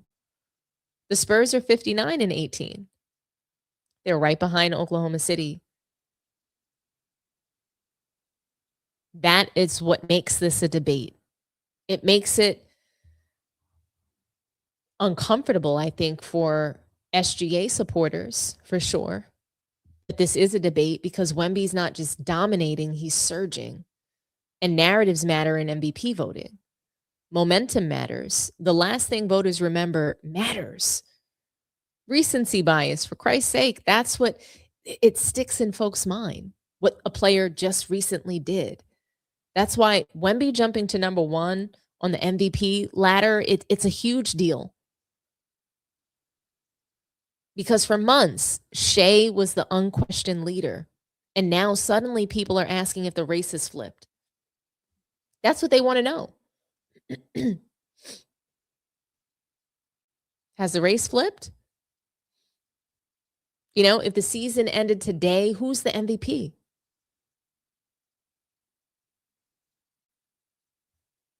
It's kind of crazy to think about. Like, if the season ended today, who would we pick? Defense matters, guys. And I think this is where Wemby has the biggest argument, because basketball is not just offense. I know that we live in an era where people act like 30 points automatically means that you're the best player. No, defense matters. And Wemby, he's arguably the best defender in basketball already. He's averaging over 3 blocks per game. He changes every shot at the rim. He's anchoring the entire Spurs defense. He is basically a one-man scheme. Don't get it twisted. You could make the argument that Shea is a very good defender. You can make that argument. He averages 1.5 steals a game. He competes. He gets in the mud. He is part of a top 3 defense. But Wemby is the defense. That's the difference. Shea is a great team defender. Wemby is a defensive superweapon. He doesn't just raise the floor. He raises the ceiling. And if you believe defense should matter as much as offense in MVP voting, then Wemby has a very real case, because what he's doing defensively is historically special. We have not seen this kind of defensive impact since prime Dwight Howard, prime Hakeem Olajuwon, prime Tim Duncan, except Wemby gives you more offensively than all of them. And here's another thing, guys. I mean, Shea is just a complete masterpiece. Wemby is an event. Shea is surgical. Wemby is sort of terrifying. Shea is what happens when you perfect every little detail, when you perfect your game. Wemby is what happens when the laws of basketball stop making sense. That matters, because sometimes the MVP is not just about who had the best spreadsheet. Sometimes it's about who felt the most overwhelming, who felt impossible, who felt like they were bending the sport in a different direction. That is what Wemby feels like right now. He feels inevitable. He feels like the beginning of a dynasty. He feels like the next player who could dominate the next decade. And if San Antonio finishes right next to OKC in the standings, if you can imagine that for a moment, it's going to become very hard to argue against that.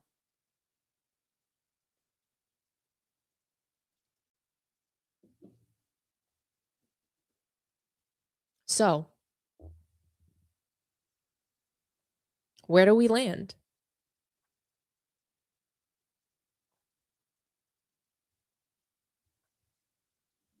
Where do we land on this, guys? If the season ended today, let's just say, if the season ends today, here's my vote. I still lean Shea. I'm still going to go with SGA. Barely. I'm going with SGA barely if the season ends today, because 31 or 34 points on average, over 55% shooting from the floor, 67% true shooting, 143 games of plus 20 points per game, elite clutch play, low turnovers, the #1 seed in the West. That's still the cleanest resume. That's still the cleanest MVP resume. That still matters to me. But if Wemby keeps doing this, if he keeps dropping 40-point games with 5 blocks, if the Spurs keep winning, if they catch OKC or finish within a game, then guess what? I mean, I completely understand why people would vote for Wemby. I do. Because there's a difference between being the best player in the league and being the most overwhelming player in the league. And right now, Wemby looks overwhelming. That's what makes this race so great. This is not really Shea versus Wemby. It's not. This is consistency versus dominance. This is precision versus fear. This is 6 months of perfection against one of the most terrifying stretches of basketball that we've ever seen. And honestly, there's just no wrong answer. What do you guys think? If the season ends today, who's your MVP? Drop me a line in the comments. I really want to know what you guys think. The case for SGA is that the team has the best record. I can roll with that. That's a strong case. The NBA needs to focus on SGA, Wemby, Jaylen Brown, Jason Tatum, Anthony Edwards, Brandon Ingram, Donovan Mitchell, Paolo Banchero, Giannis, Tyrese Maxey, Cade Cunningham, and Cooper Flagg. I couldn't agree with you more. We need to start talking about the young talent that's out there. They have plenty of stories around them. There's plenty of storylines. We're making a conscious decision to talk about the same people. We're talking about LeBron so much to the point like he suffers with sciatica now. Like only older people suffer with that, really.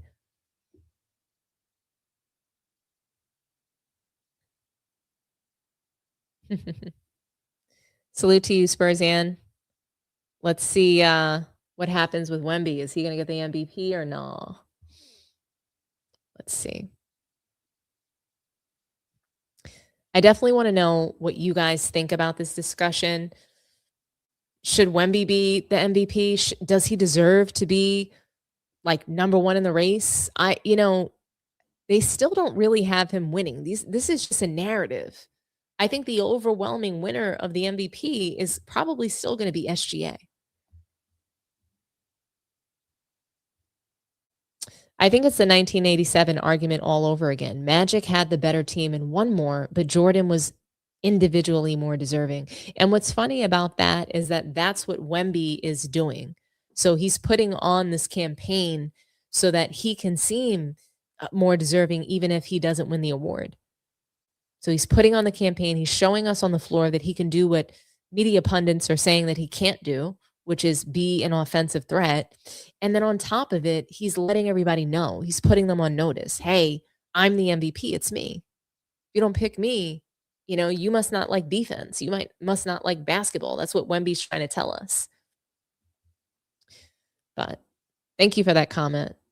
Salute to everybody in the chat. Do me a favor, like the video, subscribe to the channel, share the video, and also hype the video.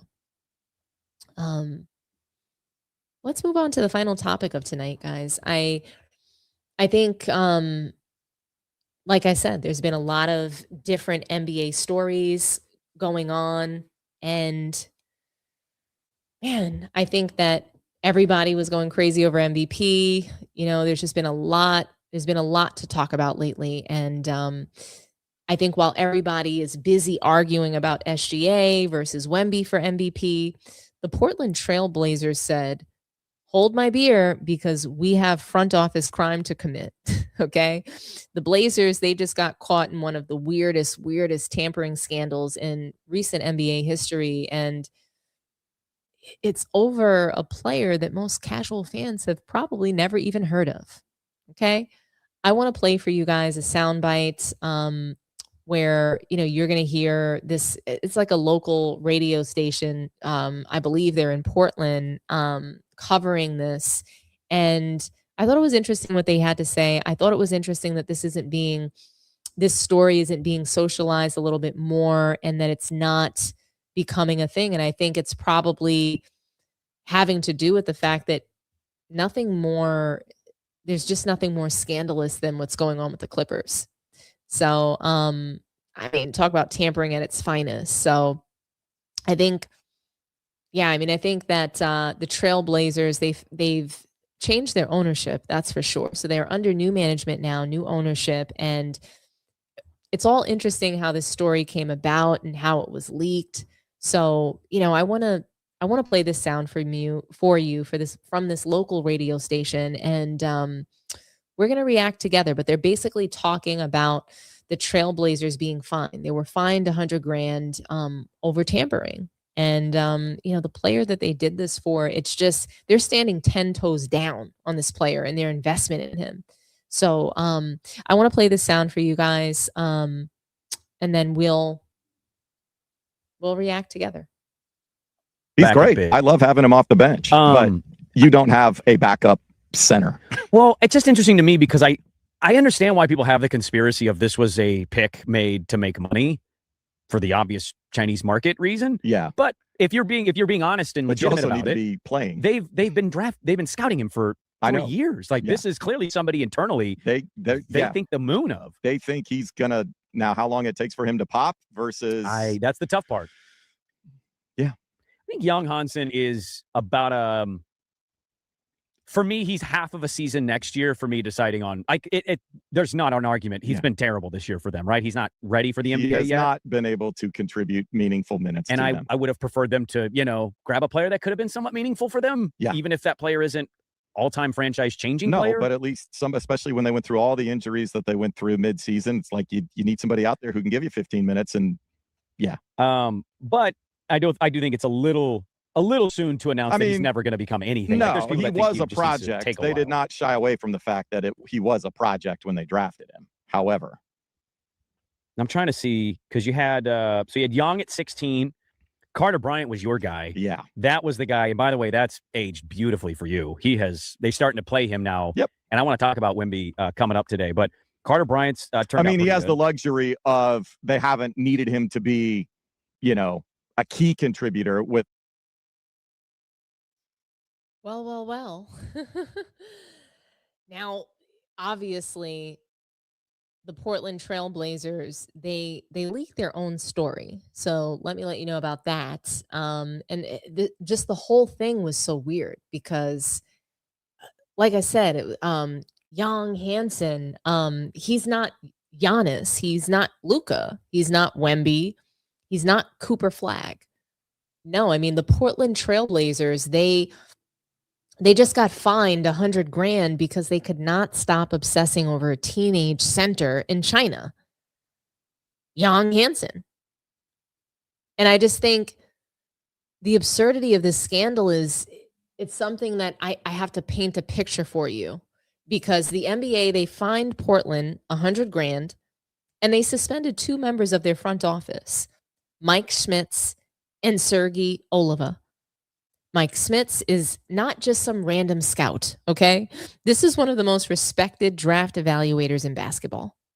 If you used to watch ESPN draft coverage and you wondered who was breaking down all the obscure prospects from Serbia, France, Spain, Lithuania, and random high school gyms in Iowa, it was Mike Schmitz. He built his reputation on finding talent before anybody else. He was basically basketball's version of a private investigator. Then you have Sergey Oliva, one of the analytic minds in the Portland front office. This is not just some amateur operation, okay? These are smart people. These are people who know the rule book better than half the league.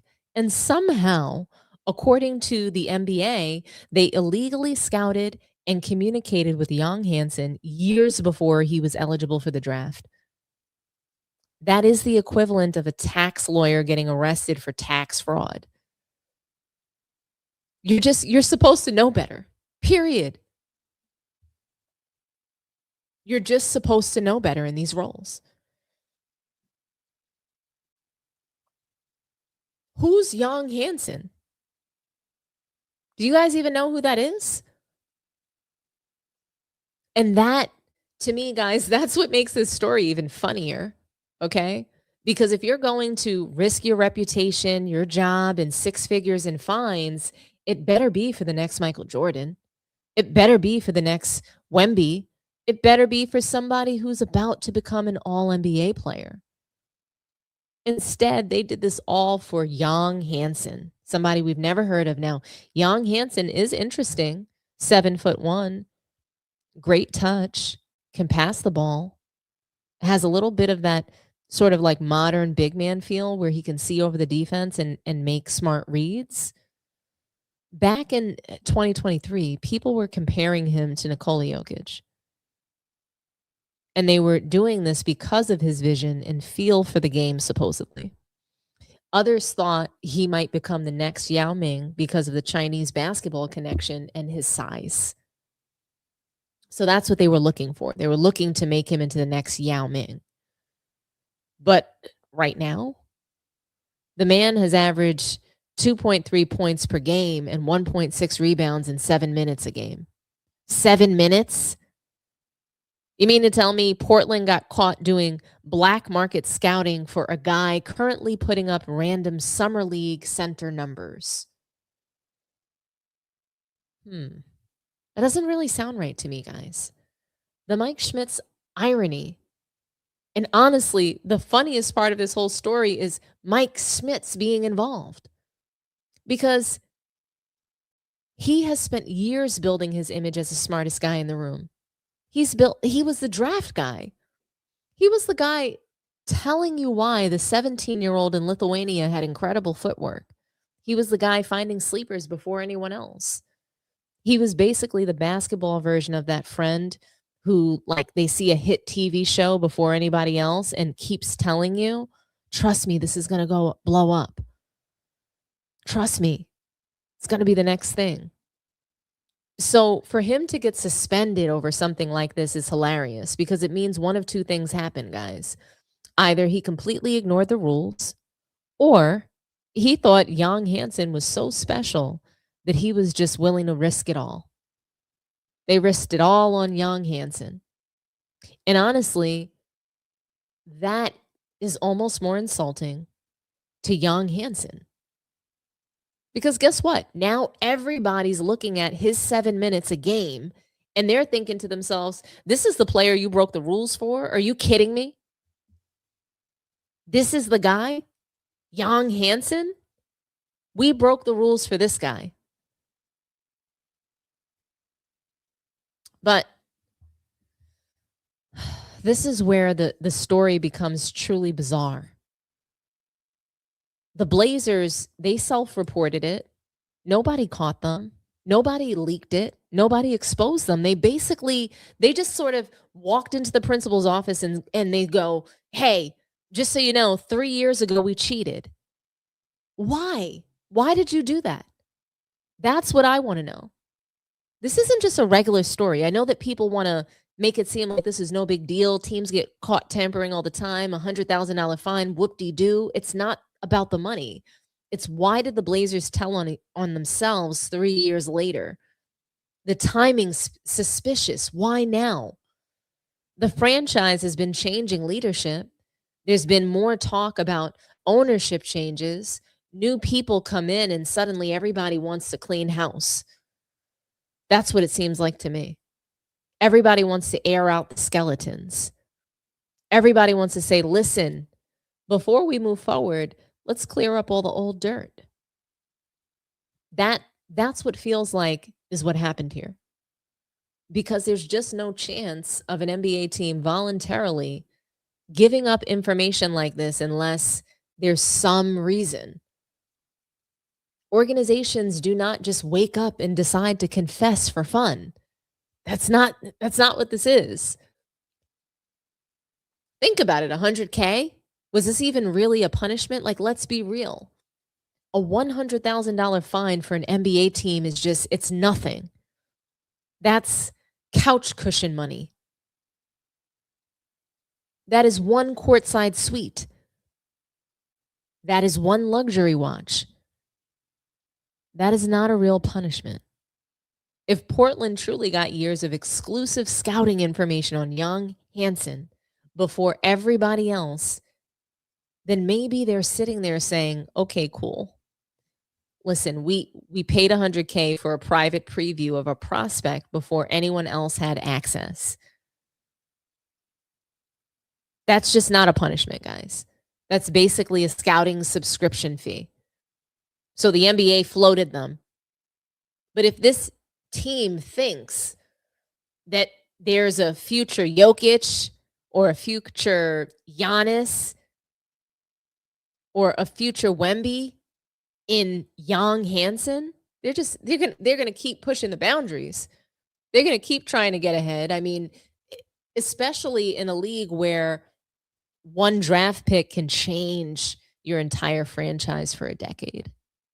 That's why I just don't think this story is really about Young Hansen. I think it's about the NBA trying to remind teams that there are still rules, because front offices have gotten way too comfortable acting like they're above them. I would say that in this case, guys, the bigger picture here is, I just think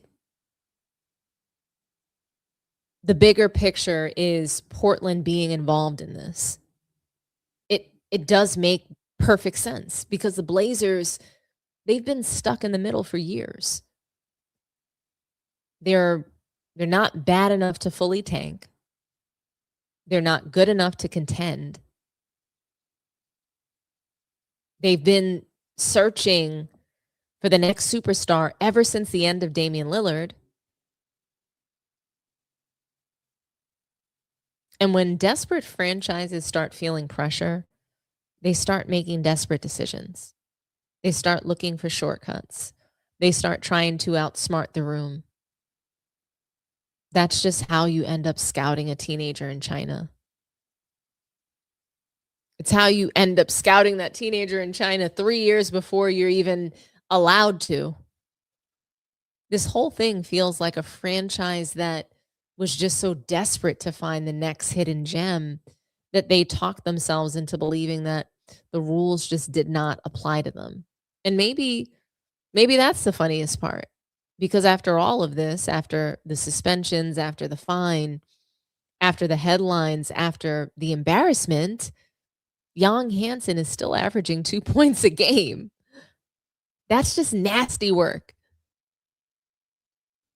Like, can you believe that, guys? 2 points a game?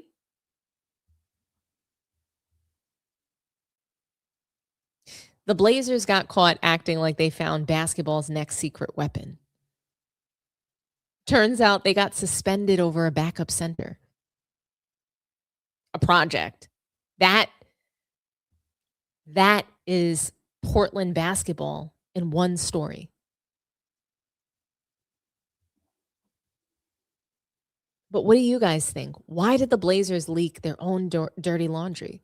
Was it just, a new ownership trying to come in and clean up the past administration? Like, what do you think happened there? Was it them trying to get ahead of a story and being in charge of their own destiny? Like, hey, I'm going to leak my own shit. What do you guys think happened?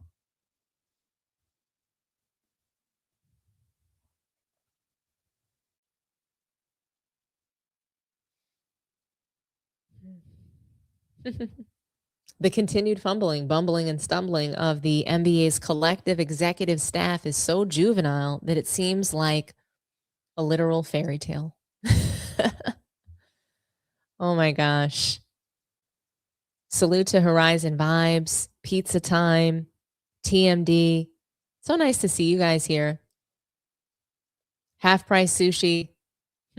Or maybe the Trailblazers are trying to circumvent some penalty by the league when they turn themselves in.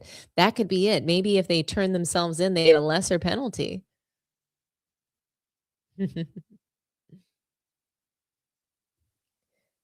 Thank you so much, TMD, for waiting on the movie. Thank you for coming in here and watching. And guys, do me a favor, like the video, subscribe to the channel if you haven't done so already, share the video, hype the video. I really appreciate you guys joining the stream tonight. I hope you guys liked it. I felt like this was just a fun show that I wanted to come in here and do. So once again, like, share this video. What do you guys think?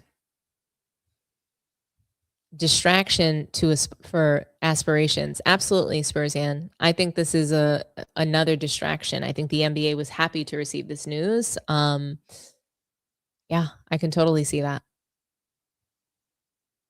Someone said something about, yes, it was Horizon Vibes. Anti-tampering rule is harsh for small market teams. It's a shame that it's just a shame that the NBA even bothers with these little picayune like fines. What like, what was that going to do? What's the 100K going to do to the Blazers? You think they give a damn?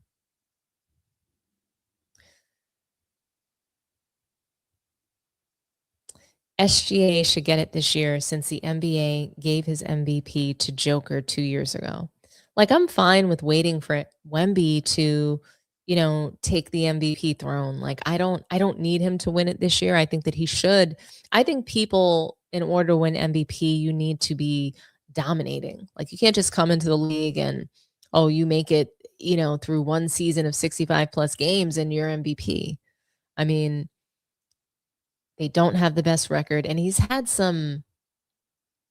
some trash games this season, some games that are not MVP worthy. Shea hasn't had any of that. So yeah, I mean, I'm right now, if the season ends today, it's SGA for me. But I want to thank you guys for joining me tonight. Again, like the video, share the video, subscribe to the channel, and hype the video. And just so that you know when I'm going to go live, click that notification bell so that you're aware and that you get all the notifications. But I can't wait to see you guys soon. Thank you so much for joining me, and have a good night. Happy Friday. And don't forget, drop me a line in the comments and talk to me nice.